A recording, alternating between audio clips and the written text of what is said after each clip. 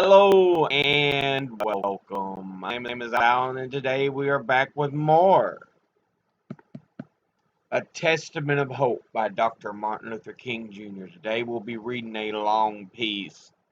It's about 14 pages, but it's called A Time to Break Silence.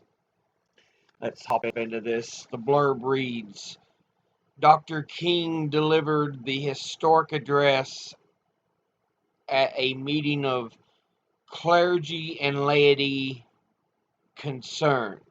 The meeting was held at the Riverside Church in New York City on the 4th of April, 1967, exactly a year before he was assassinated.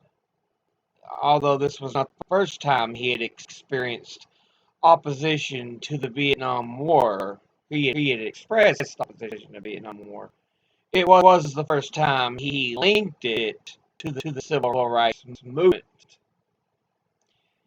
And it was the very first time he directly attacked Johnson administration's war policy. I come to this magnificent house of worship tonight because my conscience leaves me no other choice. I join with you in this meeting because I am in deepest agreement with the aims and work of the organization which has brought us together. Clergy and laymen concerned about Vietnam, the recent statement of your executive committee are the sentiments of my own heart, and I found myself in full accord when I read its opening lines. A time comes when silence is betrayal. That time has come for us in relation to Vietnam. The truth of these words is beyond doubt, but the mission to which they call us is a most difficult one. Even when pressed by the demands of inner truth, men do not easily assume the task of opposing their government's policy, especially in time of war. Nor does the human spirit move without great difficulty against all the apathy of conformist thought within one's own bosom and in the surrounding world. Moreover, when the issues at hand seem as perplexed as they often do in the case of this dreadful conflict, we are always on the verge of being mesmerized by uncertainty. But we must move on. Some of us who have already begun to break the silence of the night have found that the calling to speak is often a vocation of agony. But we must speak. We must speak with all the humility that is appropriate to our limited vision. But we must speak. And we must rejoice as well. For surely this is the first time in our nation's history that a significant number of its religious leaders have chosen to move beyond the prophesying of smooth patriotism to the high grounds of a firm dissent based upon the mandates of conscience and the reading of history. Perhaps a new spirit is rising among us. If it is, let us trace its movement well and pray that our own inner being may be sensitive to the guidance, for we are deeply in need of a new way beyond the darkness that seems so close around us. Over the past 2 years, as I have moved to break the betrayal of my own silences and speak from the burnings of my own heart, as I have called for radical departures from the destruction of Vietnam. Many persons have questioned me about the wisdom of my path. At the heart of their concerns, this query has often loomed large and loud. Why are you speaking about war, Dr. King? Why are you joining the voices of dissent? Peace and civil rights don't mix, they say. Aren't you hurting your cause, the cause of your people? They ask. And when I hear them, though I often understand the source of their concern, I am nevertheless greatly saddened, for such questions mean that the inquirers have not really known me, my commitment, or my calling. Indeed, their questions suggest that they do not know the world in which they live.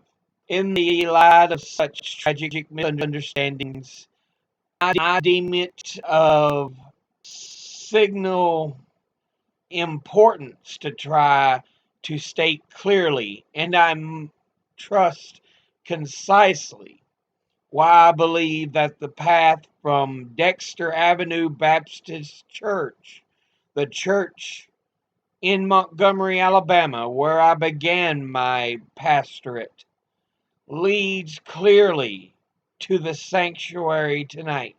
I come from this platform tonight to make a passionate plea to my beloved nation.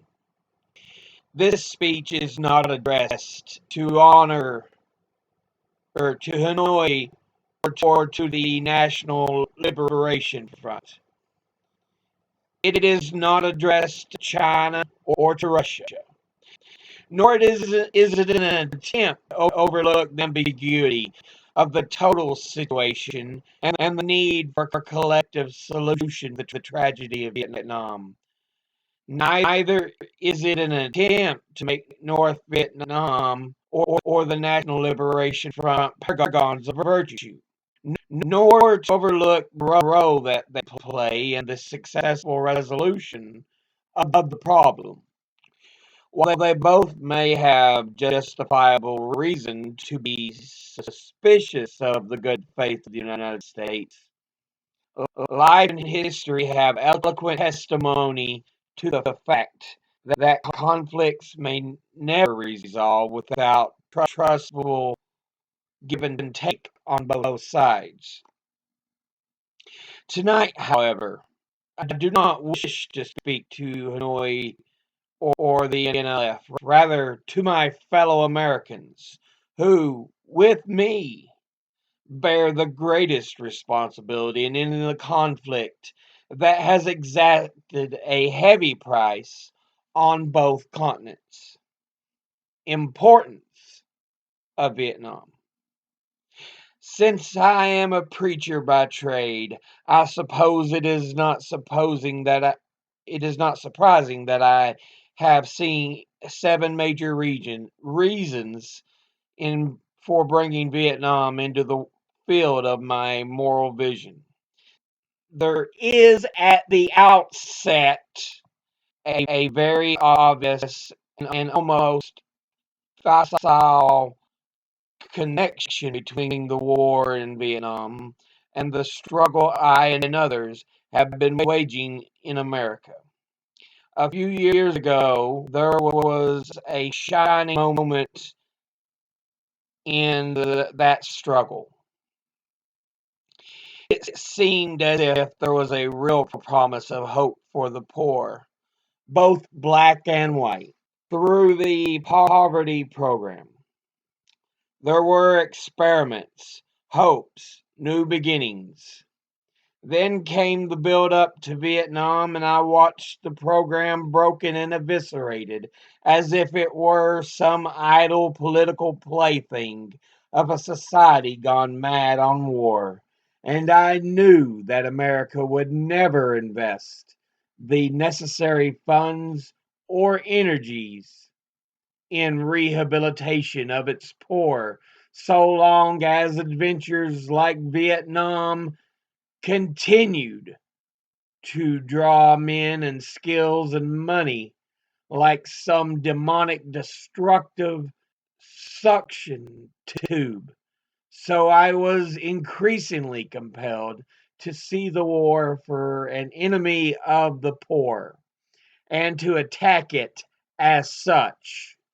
Perhaps the more tragic recognition of reality took place when it became clear to me that the war was doing far more than devastating the hopes of the poor at home. It was sending their sons and their brothers and their husbands to fight and to die in extraordinarily high proportions relative to the rest of the population. We were taking the black young men who had been crippled by our society and sending them 8,000 miles away to guarantee liberties in Southeast Asia, which they had not found in Southwest Georgia and East Harlem. So we have been repeatedly faced with the cruel irony of watching Negroes and white boys on the TV screens as they kill and die together for a nation that has been unable to seat them together in the same schools. So we watch them in brutal solidarity, burning the huts of a poor village. But we realize that they will never live on the same block in Detroit. I could not be silent in the face of such cruel manipulation of the poor. My third reason moves to an even deeper level of awareness, for it grows out of the experience in the ghettos of the North over the last 3 years, especially the last 3 summers, as I have walked among the desperate, rejected, and angry young men. I have told them that Molotov cocktails and rifles would not solve their problems. I have tried to offer them my deepest compassions while maintaining my convictions that social change comes most meaningfully through nonviolent action. But they asked, and rightly so, what about Vietnam? They asked if our own nation wasn't using massive doses of violence to solve its problems, to bring about the changes it wanted. Their questions hit home, and I knew that I could never again raise my voice against the violence of the oppressed in the ghettos without having first spoken clearly to the greatest purveyor of violence in the world today, my own government. For the sake of those boys, for the sake of this government, for the sake of the hundreds of thousands trembling under our violence, I cannot be silent. For those who ask the question, aren't you a civil rights leader? And thereby mean to exclude me from the movement for peace. I have this further answer. In 1957, when a group of us formed the Southern Christian Leadership Conference, we chose as our motto to save the soul of America. We were convinced that we could not limit our vision to certain rights for black people, but instead affirmed that the conviction that America would never be free or saved from itself unless the descendants of its slaves were loosed completely from the shackles that they still wear. In a way, we were agreeing with Langston Hughes, the Black Bard of Harlem, who had written earlier. Oh, yes, I say it plain. America never was America to me. And yet, I swear that this oath, America will be. Now, it should be incandescently clear to know that no one who has any concern for the integrity and life of America today can ignore the present war. If America's soul becomes totally poisoned, part of the autopsy must read Vietnam. It can never be saved so long as it destroys the deepest hopes of men in the world over. So it is that those of us who are yet determined that America will be are led down the path of protest and dissent, working for the health of our land, as if the weight of such a commitment to the life and health of America were not enough. Another burden of responsibility was placed upon me in 1964, and I cannot forget that the Nobel Prize for Peace was also a commission, a commission to work harder than I had ever worked before, the brotherhood man. This is a calling that takes me beyond national allegiances. But even if it were not present, I would yet have to live with the meaning of my commitment to the ministry of Jesus Christ. To me, the relationship of this ministry to the making of peace is so obvious that I sometimes marvel at those who ask why I am speaking against the war. Could it be that they do not know that the good news was meant for all men, for communists and capitalists, for their children and ours, for black and for white, for revolutionary and conservative? Have they forgotten that my ministry is in obedience to the one who loved his enemies so fully that he died for them? What then can I say to the Viet Cong or to Castro or to Mao as a faithful minister of this one? Can I threaten them with death, or must I not share with them my life? Finally, as I try to delineate for you and for myself the road that leads from Montgomery to this place, I would have offered all that was most valid if I simply said that I must be true to my conviction that I share with all men the calling to be a son of the living God, beyond the calling of race or nation or creed is the vocation of a sonship and brothership. And because I believe that the Father is deeply concerned, especially for this suffering and helpless outcast children, I come tonight to speak for them. This I believe to be the privilege of the burden of all of us who deem ourselves bound by allegiance and loyalties, which are broader and deeper than nationalism and which go beyond our nation's self defined goals and positions. We are called to speak for the weak and the voiceless, for victims of our nation and for those it calls enemy.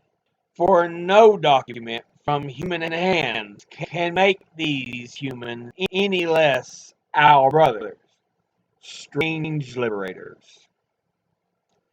And as I ponder the madness of Vietnam and search within myself for always to understand and respond to compassion, my mind goes constantly to the people of the Peninsula. I speak now not of the soldiers of each side, nor of the junta in Saigon, but simply of the people who have been living under the curse of war for almost 3 continuous decades now. I think of them too because it is clear to me that there will be no meaningful solution there until some attempt to is made to know them and hear their broken cries. They must see Americans as strange liberators. The Vietnamese people proclaimed their own independence in 1945 after a combined French and Japanese occupation and before the Communist Revolution of China. They were led by Ho Chi Minh, even though they quoted the American Declaration of Independence in their own document of freedom. We refused to recognize them. Instead, we decided to support France in its reconquest of her former colony.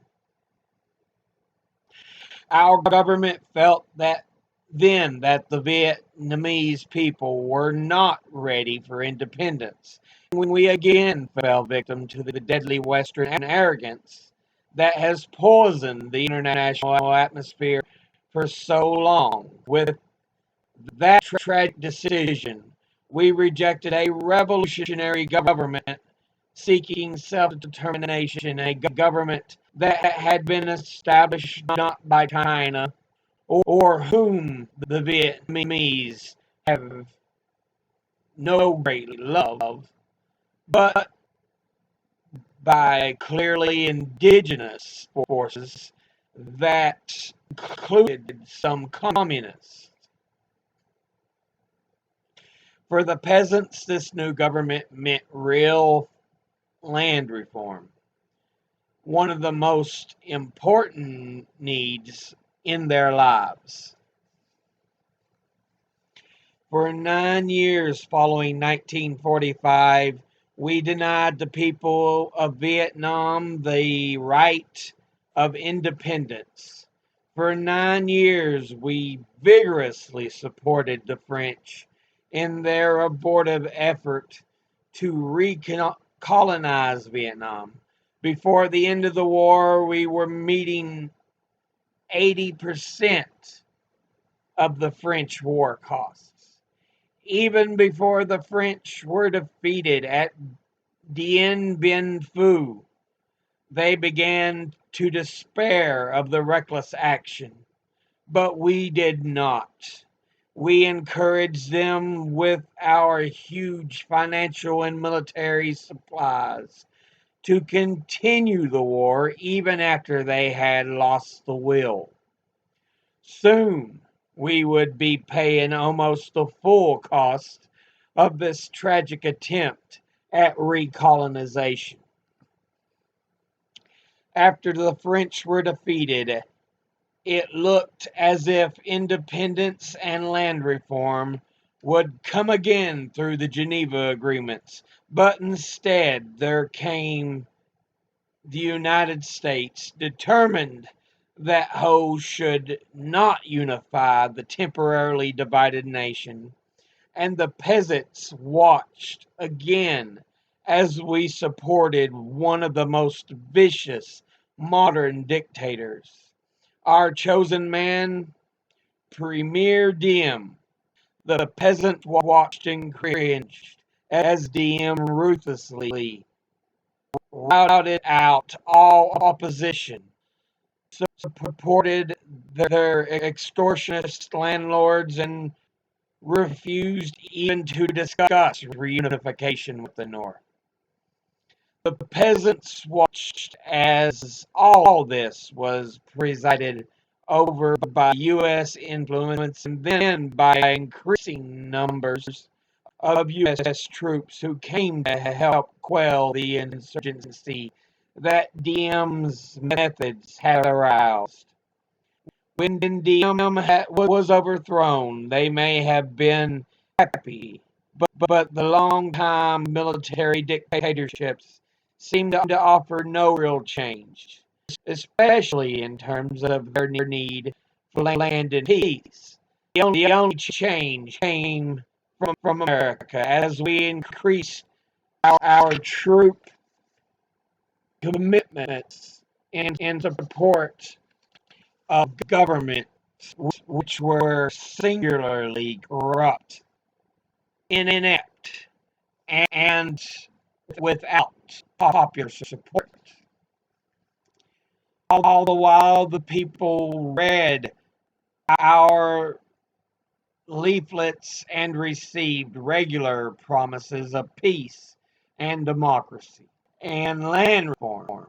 Now they anguish under the bombs and consider us, not their fellow Vietnamese, the real enemy.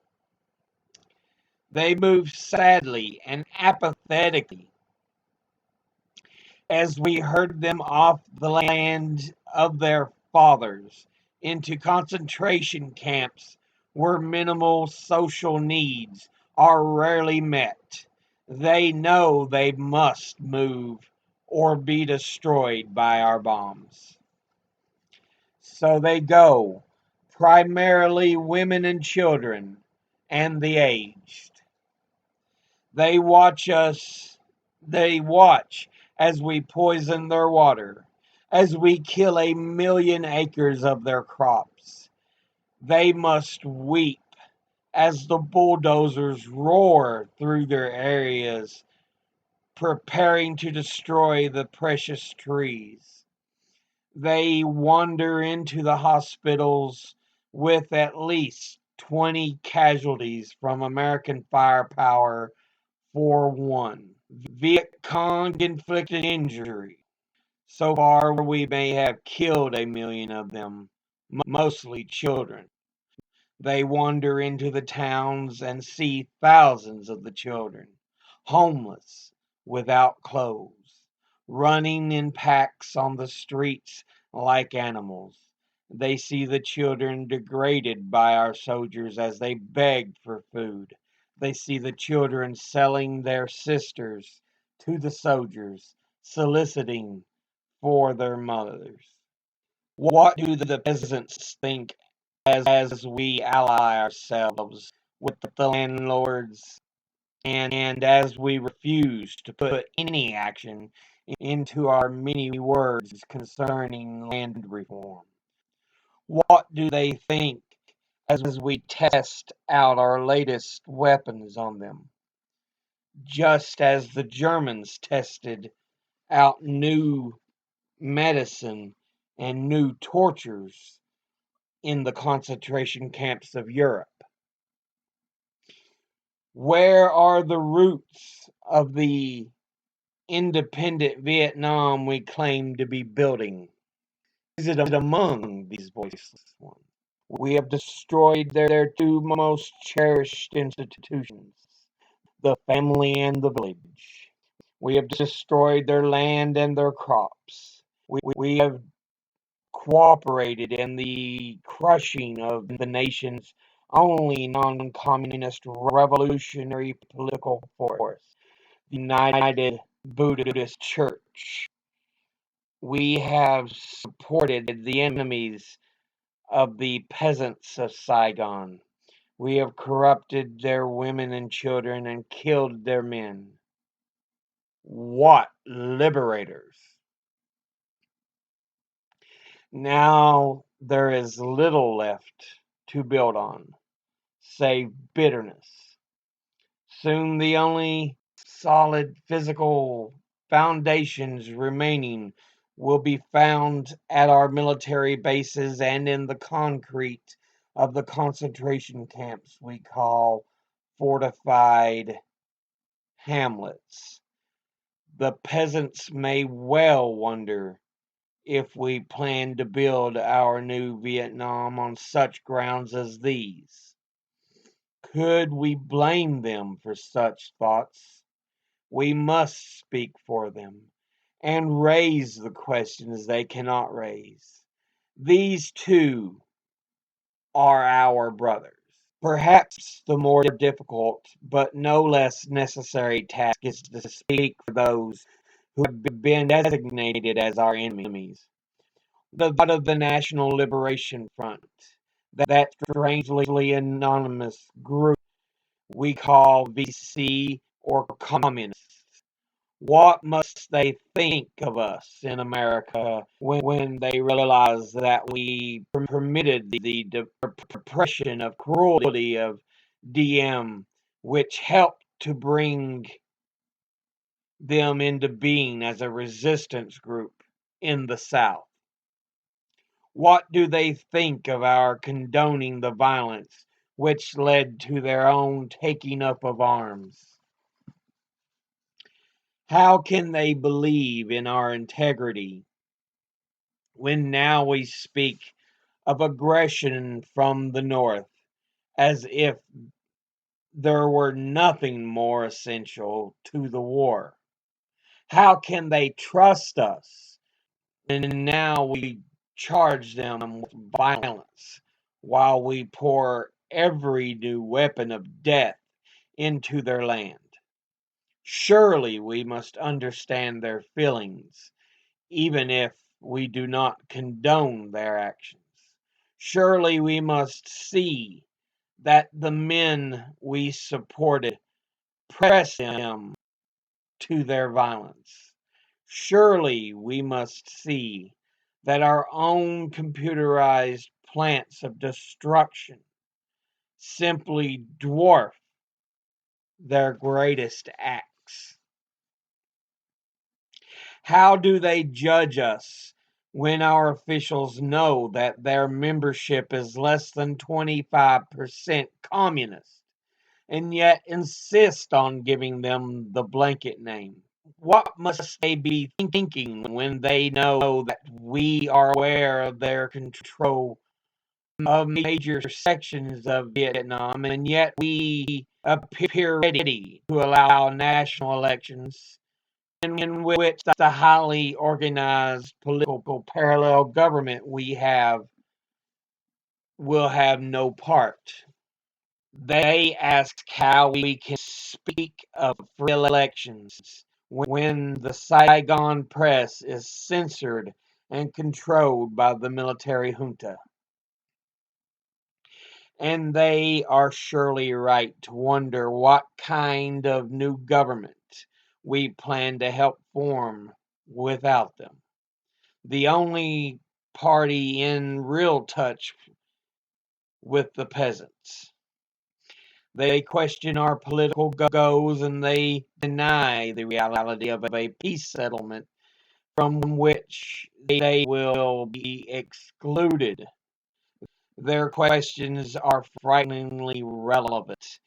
Is our nation planning to build on political myths again and then shore up with the power of new violence? Here is the true meaning and value of compassion and nonviolence when it helps us to see the enemy's point of view, to hear his questions, know his assessment of ourselves. For from his view, we may indeed see the basic weaknesses of our own condition. And if we are mature, we may learn and grow, profit from the wisdom of the brothers who are called the opposition. So too with Hanoi. In the north, where our bombs are now pummeling the land and our mines endanger the waterways, we are met by deep but understandable mistrust. To speak for them is to explain this lack of confidence in Western words, and especially their distrust of American intentions now. In Hanoi, are the men who led the nation to independence against the Japanese and the French, the men who sought membership in the French Commonwealth and were betrayed by the weakness of Paris and the willfulness of the colonial armies. It was they who led a second struggle against French domination at the tremendous costs, and then were persuaded to give up the land they controlled between the 13th and 17th parallel as a temporary measure of at Geneva. After 1954, they watched us conspire with Diem to prevent elections which would have surely brought Ho Chi Minh to power over a united Vietnam, and they realized they had been betrayed again. When we ask why they do not leap to negotiate, these things must be remembered. Also, it must be clear that the leaders of Hanoi considered the presence of American troops in support of the Diem regime to have been the initial military breach of the Geneva Agreement concerning foreign troops, and remind us that they did not begin to send in any large number of supplies or men until the American forces had moved into the tens of thousands. Hanoi remembers how our leaders refused to tell us the truth about the earlier North Vietnamese overtures for peace, how the president claimed that none existed when they had clearly been made.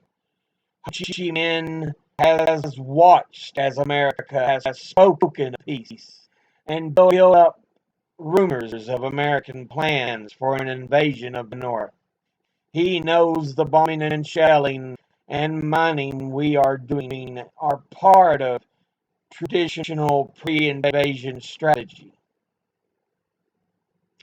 Perhaps only his sense of humor and irony can save him when he hears the most powerful nation of the world speaking of aggression as it drops thousands of bombs on a poor, weak nation more than 8,000 miles from its shores.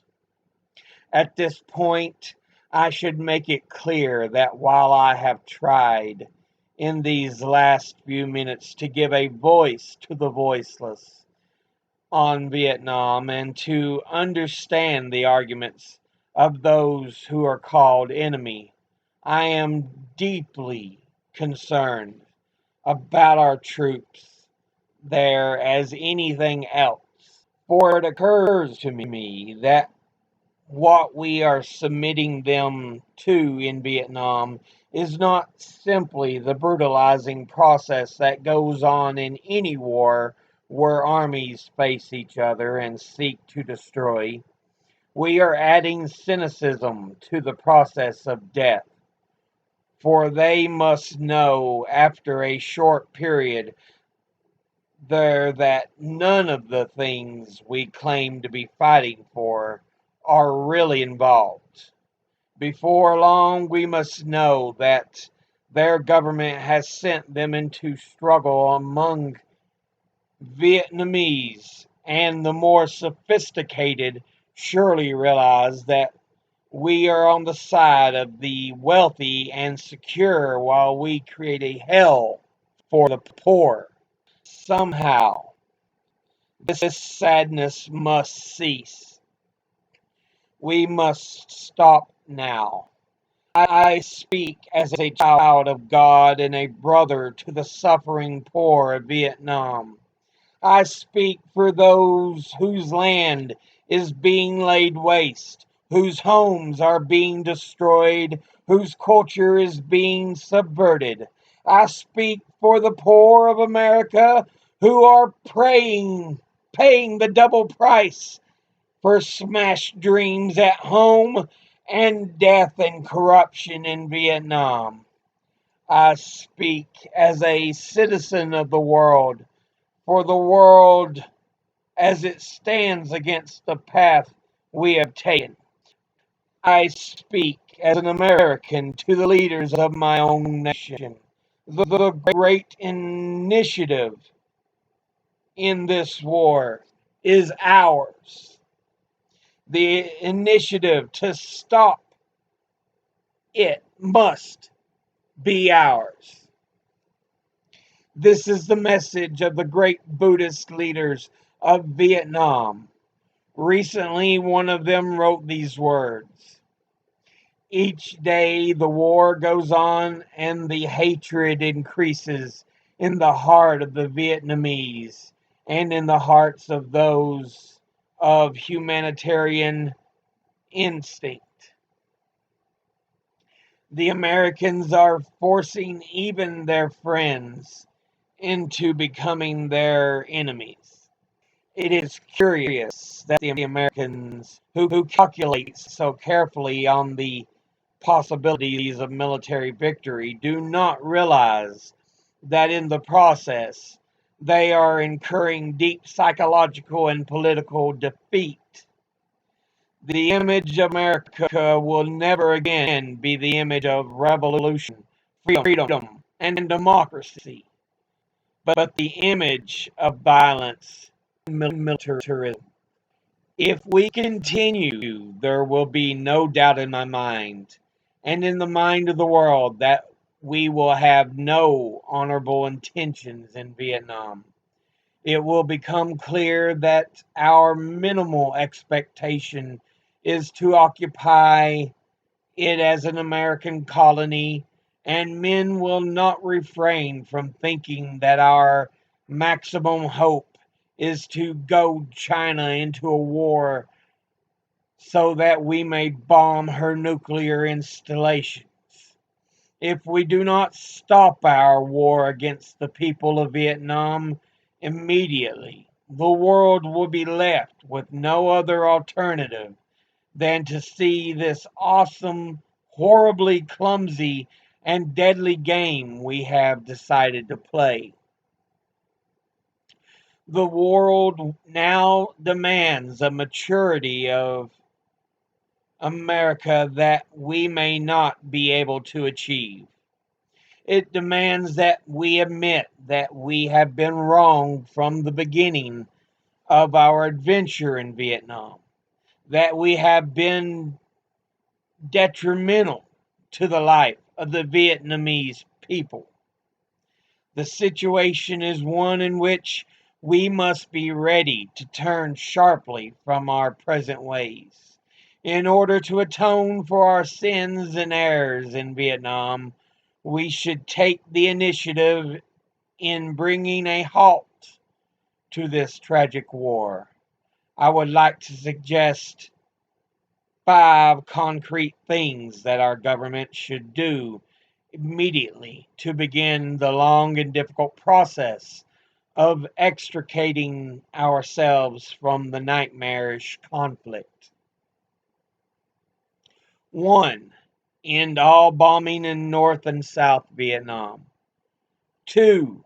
Declare a unilateral ceasefire in the hope that such action will create the atmosphere for negotiation.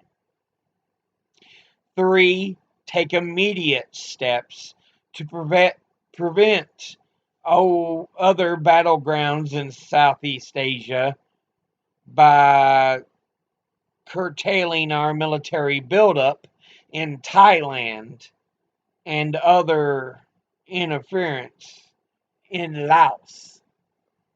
4. Realistically accept the fact that the National Liberation Front has substantial support in South Vietnam and must thereby play a role in any meaningful negotiations and in any further Vietnam government. 5. Set a date that we will remove all foreign troops from Vietnam in accordance with the 1954 Geneva Agreement. Part of our ongoing commitment might well express itself in an offer to grant asylum to any Vietnamese who fear for his life under a new regime, which included liberation fronts. Then we must make what reparations we can for the damage we have done. We must provide the medical aid that is badly needed, making it available in the country if necessary. Protesting the war. Meanwhile, we are in churches and synagogues, have a continuing task while we urge our government to disengage itself from a disgraceful commitment. We must continue to raise our voices in our nation to, if our nation persists in its perverse ways in Vietnam. We must be prepared to match actions with words by seeking out every creative means of protest possible.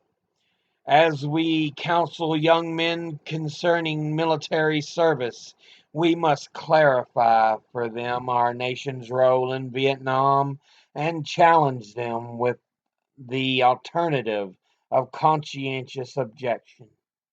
I am pleased to say that this is the path now being chosen by more than 70 students at my own alma mater, Morehouse College, and I recommended it to all who find the American course in Vietnam a dishonorable and unjust one. Moreover, I would encourage all ministers of draft age to give up their ministerial exemptions and seek status as conscientious objectors. These are the times for real choices and not false ones. We are at the moment when our lives must be placed on the line if our nation is to survive its own folly. Every man of humane convictions must decide on the protest that best suits his convictions, but we must all protest. There is something seductively tempting about stopping there and sending us all off on what in some circles, became a popular crusade against the war in Vietnam. I say we must enter the struggle, but I wish to go on and say something even more disturbing. The war in Vietnam is but a symptom of a far deeper malady within the American spirit. And if we ignore this sobering reality, we will find ourselves organizing clergy and laymen concerned committees for the next generation. They will be concerned about Guatemala and Peru. They will be concerned about Thailand and Cambodia. They will be concerned about Mozambique and South Africa. We will be marching for these and a dozen other names and attending rallies without end unless there is a significant and profound change in American life and policy. Such thoughts take us beyond Vietnam, but not beyond our calling as sons of the living God. In 1957, a sensitive American official overseas said that it seemed to him that our nation was on the wrong side of a world revolution. During the past 10 years, we have seen emerge a pattern of suppression which now has justified the presence of U.S. military advisors in Venezuela. We need to maintain social stability for our investments, accounts for the counter revolutionary action of American forces in Guatemala. It tells why American helicopters are being used against guerrillas in Colombia and why American napalm and Green Beret forces have already been active against rebels in Peru. It is with such activity in mind that the words of the late John F. Kennedy come back to haunt us. 5 years ago, he said, "Those who make peaceful revolution impossible will make violent revolution inevitable." Increasingly, by choice or by accident, this is the role our nation has taken, the role of those who make peaceful revolution impossible by refusing to give up the privileges and the pleasures that come from the immense profits of overseas investment. I am convinced that if we to get on the right side of the world revolution, we as a nation must undergo a radical revolution of values. We must rapidly begin to shift from a thing oriented society to a person oriented society.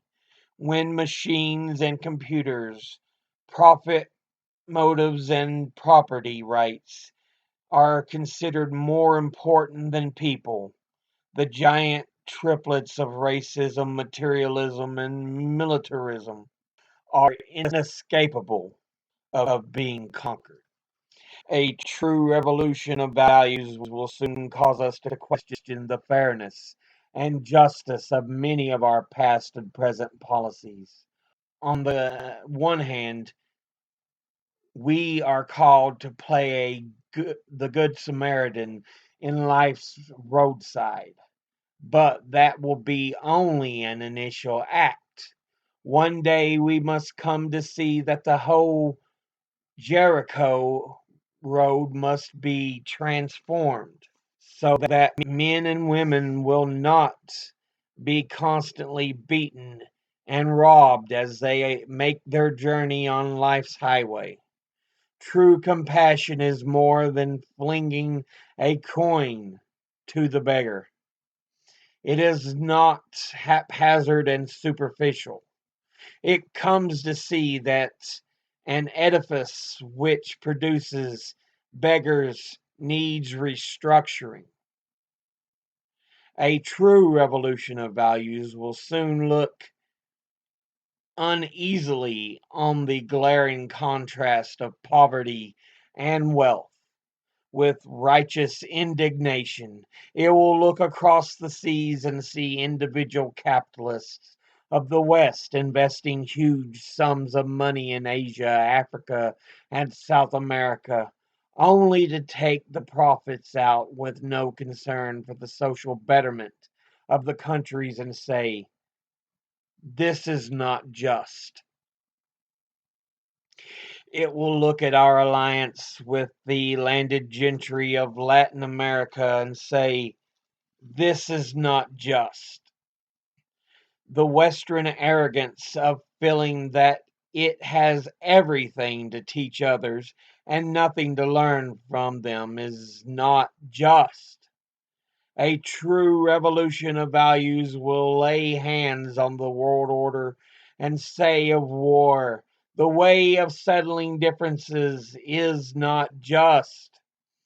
This business of burning human things with napalm, of filling our nation's homes with orphans and widows, of injecting poisonous drugs of hate into our veins of peoples normally humane, of sending men home from dark and bloody battlefields physically handicapped and psychologically deranged, cannot be reconciled with wisdom.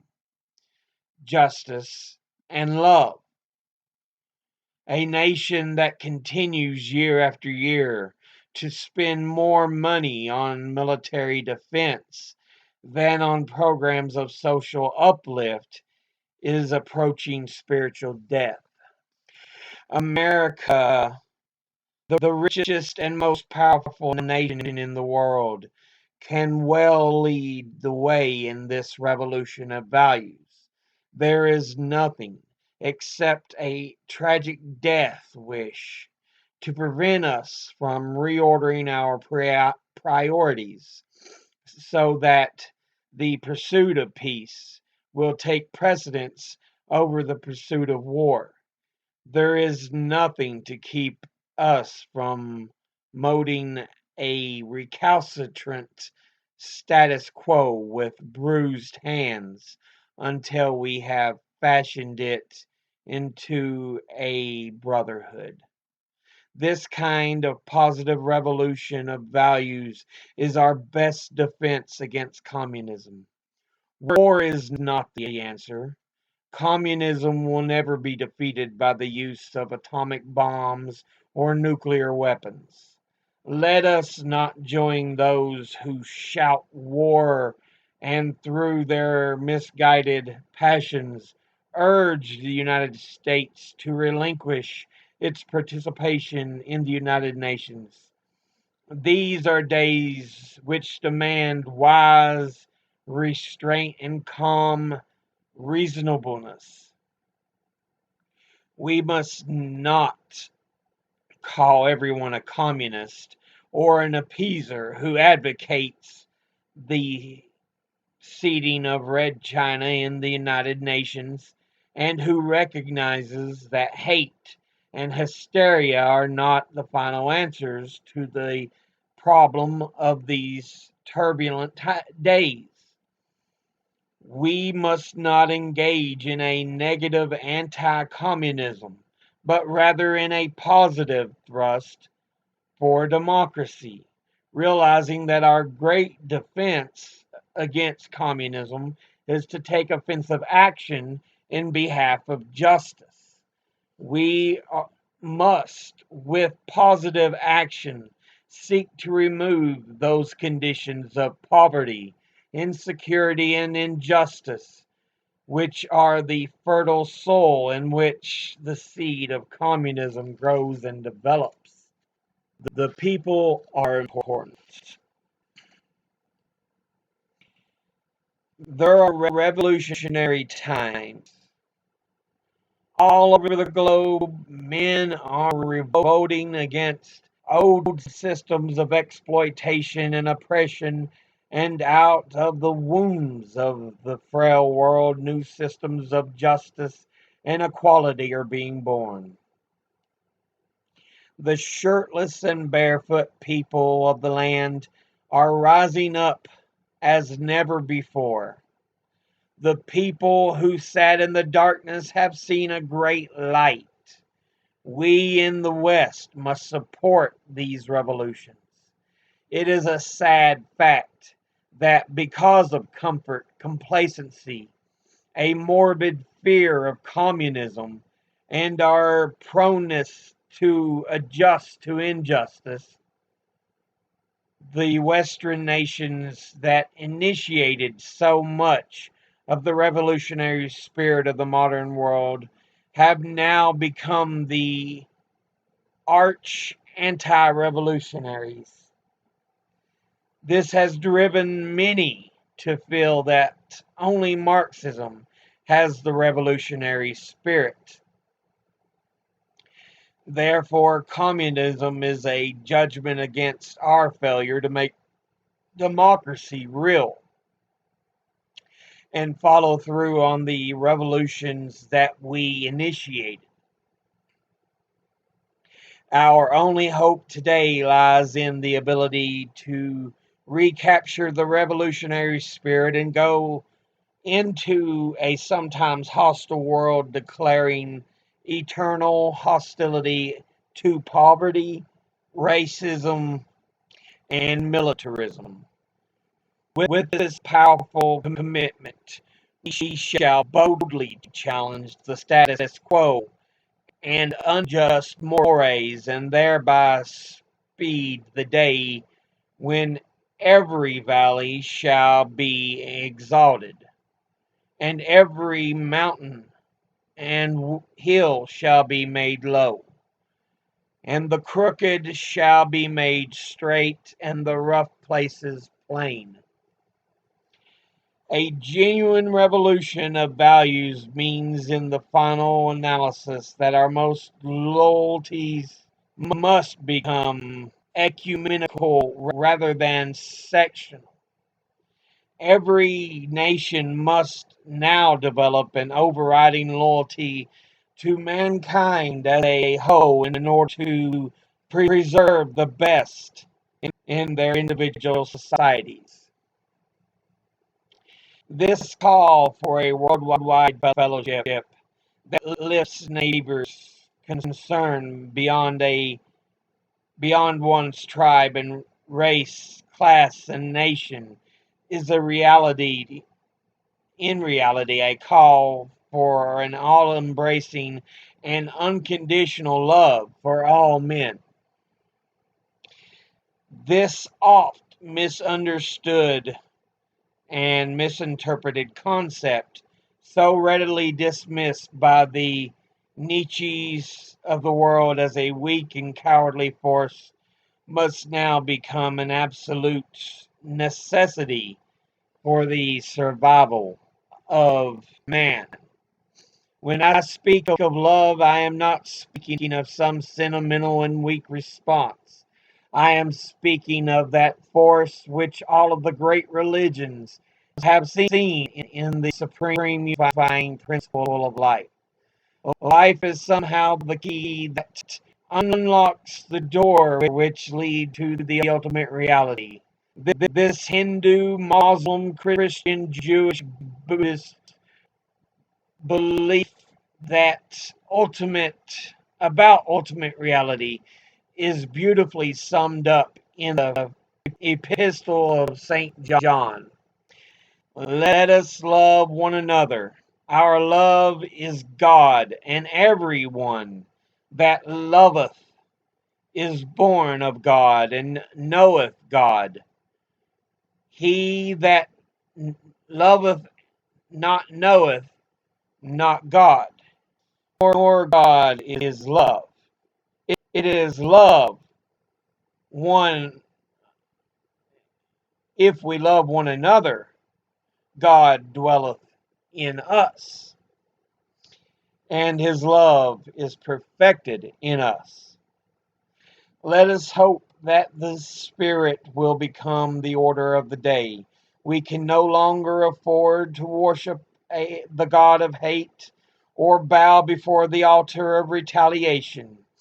The oceans of history are made turbulent by the ever rising tides of hate. History is cluttered with the wreckage of nations and individuals that pursued this self defeating path of hate. As Arnold Toynbee says, love is the ultimate force that makes for the saving choice of life and good against the damning choice of death and evil. Therefore, the first hope in our inventory must be the hope that love is going to have the last word. We are now faced with the fact that tomorrow is today. We are confronted with the fierce urgency of now. In this unfolding conundrum of life and history, there is such a thing as being too late. Procrastination is still the thief of time. Life often leaves us standing bare, naked, and dejected with a lost opportunity. The tide in the affairs of men does not remain at the flood. It ebbs, We may cry out desperately for time to pause in her passage, but time is deaf to every plea and rushes on.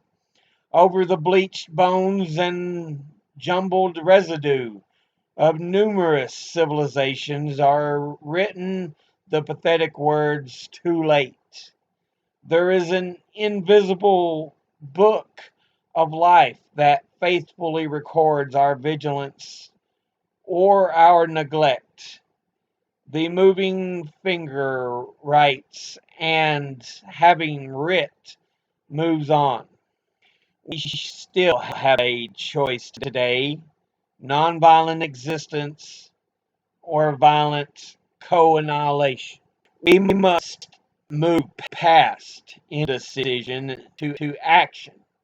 We must find new ways to speak for peace in Vietnam and justice throughout the developing world, a world that borders on our doors.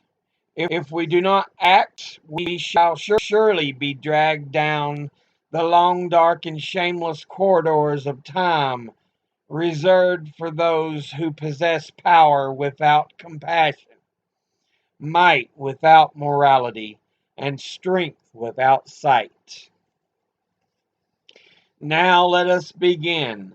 Now let us rededicate ourselves to the long and bitter but beautiful struggle for a new world. This is the calling of the sons of God, and our brothers wait eagerly for our response. Shall we say the odds are too great? Shall we tell them the struggle is too hard? Will our message be that the forces of American life militate against their arrival as full men, and we send our deepest regrets? Or will there be another message of longing, of hope, of solidarity with their yearnings, of constant commitment to their cause, whatever the cost? The choice is ours. And though we might prefer it otherwise, we must choose in this crucial moment of human history. As the noble bard of yesterday, James Russell Lowell, eloquently stated, once to every man and nation comes the moment to decide, in the strife of truth with falsehood, for good or evil side. Some great cause, God's new Messiah, offering each the gloom of or blight, and the choice goes on forever. Twist that darkness and that light. Though the cause of evil prosper, yet 'tis truth alone is strong. Though her portion be the scaffold, and upon the throne is wrong, yet that scaffold sways the future, and behind the dim unknown standeth God within the shadow, keeping watch above his own. This was published in Freedom Ways number 7, spring of 1967. Dr. King was saying we could no longer ignore what the poor in other nations are being put through. It cannot be separated, fighting for the poor in our own nation and fighting for the poor of other nations, if we are bombing killing in those nations. I told you, Dr. King, anti-war, um, a type of socialism for the people. Yeah, he believed in helping everybody, and just sees this war in Vietnam as completely evil. But I am going to stop there because my voice is shot. I'm sure you've heard it while I am reading. As always, educate thyself, think, read, study, learn. Someone tries to tell you something you have trouble believing, ask them to cite their sources. I'll see you all in the next video. Until then, later.